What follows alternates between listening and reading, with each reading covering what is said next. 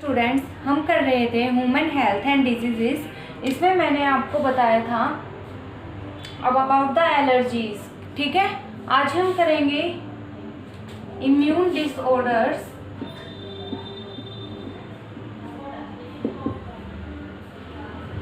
Means हमारी immune में की जो फंक्शनिंग होती है, ठीक है, वो क्या हो जाना, डिसऑर्डर्ड हो जाना। तो हम उसको क्या बोलते हैं, इम्यून डिसऑर्डर। ठीक है, जो इम्यून डिसऑर्डर है ये 3 टाइप्स का होता है। सबसे पहले जिसमें आता है that is auto immunity. Auto immunity में क्या होता है कि इसमें हमारी खुद की immunity means self immunity means जो हमारा डिफेंस सिस्टम है वो, ठीक है, ये रिकॉग्नाइज नहीं कर पाता सेल्फ सेल्स को और नॉन सेल्फ सेल्स को।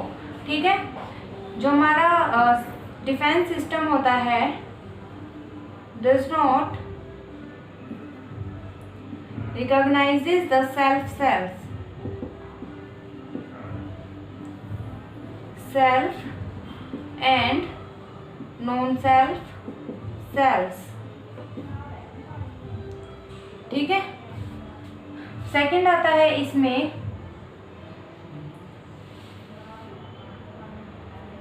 Immuno deficiency.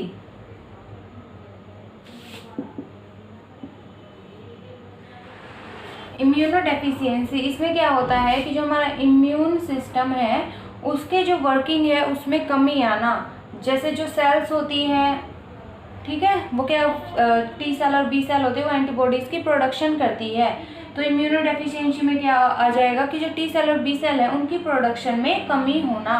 ठीक है, फिर आता है हमारा नेक्स्ट एलर्जीज, जो कि हम कर चुके हैं। आज हम करेंगे auto immunity.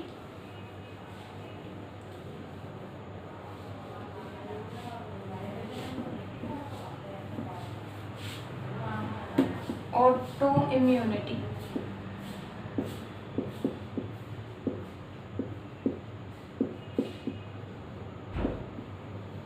Auto immune disease क्या होती है, इसमें कुछ जेनेटिक फैक्टर्स होते हैं या फिर कुछ एनवायरमेंटल फैक्टर्स ऐसे होते हैं जिसकी वजह से जो हमारा इम्यून सिस्टम है या इम्यून सेल्स जो होती हैं, immune cells attacks on our body cells. ठीक है, जो हमारी बॉडी की सेल्स होती है, इम्यून सिस्टम इम्यून सेल्स उन पर अटैक कर देती है। ठीक है, तो जो ये हमारी नॉर्मल सेल्स होती है क्या हो जाती है, ब्रस्ट आउट हो जाती है और इनकी जो नंबर है वो नंबर ऑफ सेल्स डिक्रीजेस, क्योंकि ये सेल क्या करती है, इनको किल कर देती है। इसकी वजह से इनकी जो पॉपुलेशन है वो कम हो जाती है, जिसकी वजह से हम डिजीज्ड हो जाते हैं। ठीक है, और ये किसकी वजह से हो सकती है, फैक्टर्स क्या हो सकते हैं इसके, जेनेटिक हो सकते हैं या कि भाई जो जीन्स है उनमें ही कोई प्रॉब्लम है, या फिर कोई एनवायरमेंटल फैक्टर्स या एक्वायर्ड फैक्टर्स एक्वायर्ड डिजीज हो कोई। ठीक है, इनकी वजह से क्या हो सकती है, हमें ऑटो इम्यूनिटी हो सकती है।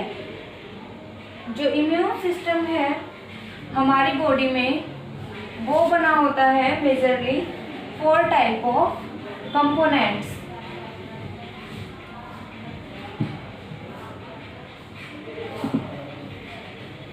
ऑटो इम्यूनिटी का जैसे एक एग्जांपल कर लेते हैं कि जो हमारी रेड ब्लड सेल्स है ना, अगर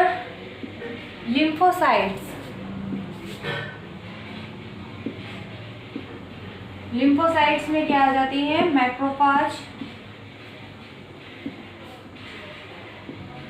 और न्यूट्रोफिल्स और भी बहुत सारी सेल्स होती है जो एबिलिटी रखती है किल करने की जो हमारी बॉडी के अदर सेल्स हैं उनको, ठीक है। अगर जो लिम्फोसाइट्स है वो क्या करे, जैसे मैक्रोफाज है ये आरबीसी को किल कर दे, ठीक है। इनको कोई ऐसे सिग्नल्स मिल जाए जिसकी वजह से क्या करे, किल करे आरबीसीज को, तो क्या हो जाएगा, आरबीसीज की जो नंबर है हमारी बॉडी में वो डिक्रीज हो जाएगा। और अगर आरबीसीज का नंबर डिक्रीज हो जाएगा हमारी बॉडी में तो हमें क्या हो जाएगा, एनीमिया, मीन्स हीमोग्लोबिन की कमी, है ना, deficiency of haemoglobin.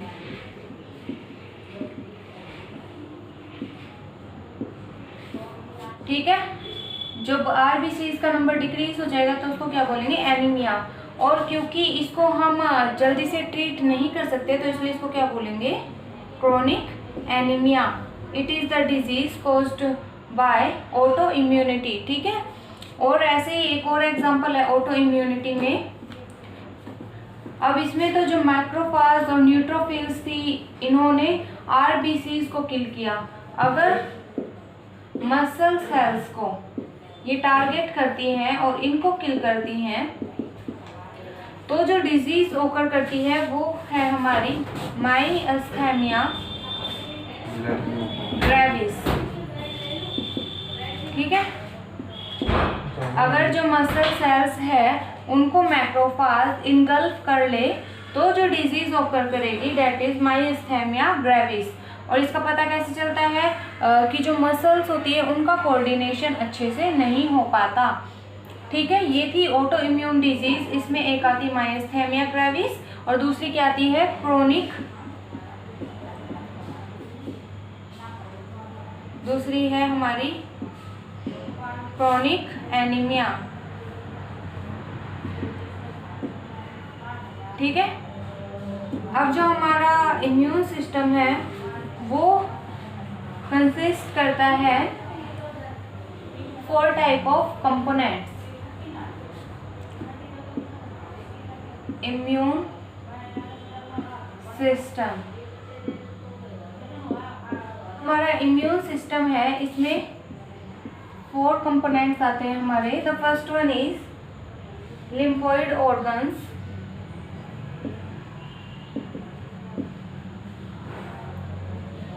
the second one is tissues, third is cells, one is soluble molecules।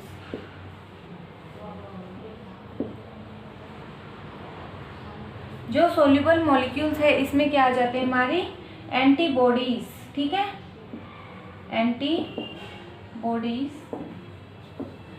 हमारे इम्यून सिस्टम में क्या होता है, लिम्फोइड ऑर्गन्स होते हैं जिसमें क्या होता है, जो लिम्फोइड सेल्स होती है, लिम्फोसाइट्स बोलते हैं जिनको,